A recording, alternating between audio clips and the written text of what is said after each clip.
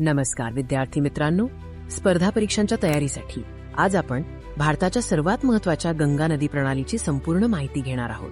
ही माहिती एमपीएससी आणि यूपीएससी सारख्या परीक्षांसाठी अत्यंत उपयुक्त आहे. गंगा नदी प्रणालीचा अभ्यास आपण तिच्या उत्पत्तीपासून आणि पंचप्रयाग या महत्त्वाच्या टप्प्यांपासून सुरू करूया.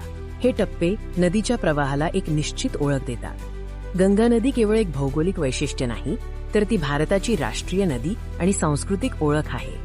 हिंदू धर्मात या नदीला अत्यंत पवित्र मानले जाते.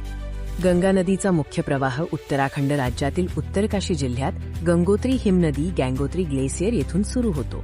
येथे तिला सुरुवातीला भागीराठी या नावाने ओळखले जाते. भागीरथी नदी जेव्हा अलकनंदा नदीला मिळते, त्या संगमाला देवप्रयाग म्हणतात. याच ठिकाणापासून या संयुक्त प्रवाहाचे नाव गंगा असे होते. ही परीक्षांच्या दृष्टीने अत्यंत महत्त्वाची माहिती आहे. पंचप्रयाग म्हणजे अलकनंदा नदीच्या प्रवाहावर किंवा तिच्या उपनद्यांच्या संगमावर असलेली 5 प्रमुख तीर्थस्थाने. यात विष्णुप्रयाग, धौलीगंगा, नंदप्रयाग, नंदाकिनी, कर्णप्रयाग, पिंडारी, रुद्रप्रयाग, मंदकिनी आणि देवप्रयाग भागीरथी यांचा समावेश आहे. आता आपण गंगा नदीचा भारतातील भौगोलिक मार्ग आणि ती कोणत्या प्रमुख राज्यांतून वाहते यावर लक्ष केंद्रित करूया. नदीच्या एकूण लांबीचा विचार करता तिचा मार्ग अनेक राज्यांतून जातो. गंगा नदी भारतातील 5 प्रमुख राज्यांमधून वाहते. उत्तराखंड, उत्तर प्रदेश सर्वाधिक लांबी, बिहार, झारखंड फारच कमी भाग आणि पश्चिम बंगाल या राज्यांचा क्रम लक्षात ठेवा. या नदीच्या किनारी अनेक ऐतिहासिक आणि मोठी शहरे वसलेली आहेत, जसे की हरिद्वार, कानपूर, प्रयागराज, अलाहाबाद, वाराणसी, पटना आणि पश्चिम बंगालमधील कोलकाता. ही शहरे परीक्षेसाठी महत्त्वाची आहेत. गंगा नदी प्रणाली तिच्या विशाल उपनद्यांसाठी ओळखली जाते. या उपनद्यांचे वर्गीकरण डाव्या तीरावरील आणि उजव्या तीरावरील उपनद्यांमध्ये केले जाते. हे वर्गीकरण स्पर्धा परीक्षांसाठी मूलभूत आहे. उजव्या तीरावरील प्रमुख उपनद्या आहेत यमुना आणि सन. यमुना ही गंगेची सर्वात मोठी आणि सर्वात लांब उपनदी आहे. सोन नदी दक्षिणेकडील पठारी प्रदेशातून येऊन पाटणाजवळ गंगेला मिळते.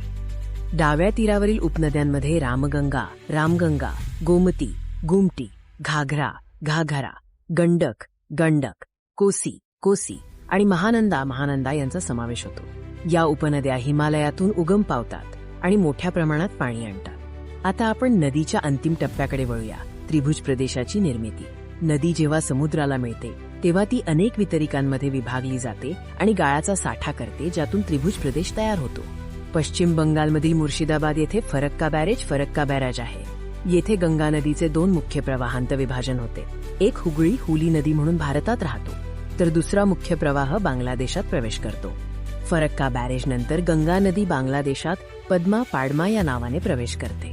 तिथे ती ब्रह्मपुत्रा नदीला, जी बांगलादेशात जमुना म्हणून ओळखली जाते, मिळते आणि पुढे मेघना म्हणून बंगालच्या उपसागराला मिळते. गंगा आणि ब्रह्मपुत्रा नद्यांनी मिळून जगातील सर्वात मोठा आणि वेगाने वाढणारा सुंदरबन त्रिभुज प्रदेश सुंदरबन्स डेल्टा तयार केला आहे.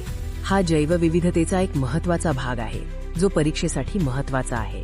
चला आता आपण काही उच्च उत्पन्न हाय यील्ड मुद्द्यांचा आढावा घेऊया, जे थेट एमपीएससी आणि यूपीएससी परीक्षांमध्ये विचारले जातात आणि ज्यावर लक्ष देणे आवश्यक आहे.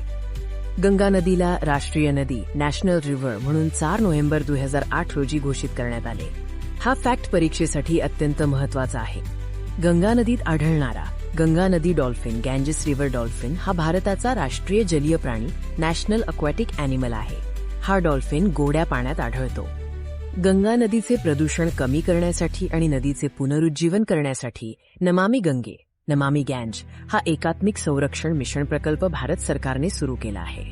या प्रकल्पाचे उद्दिष्टे लक्षात ठेवा.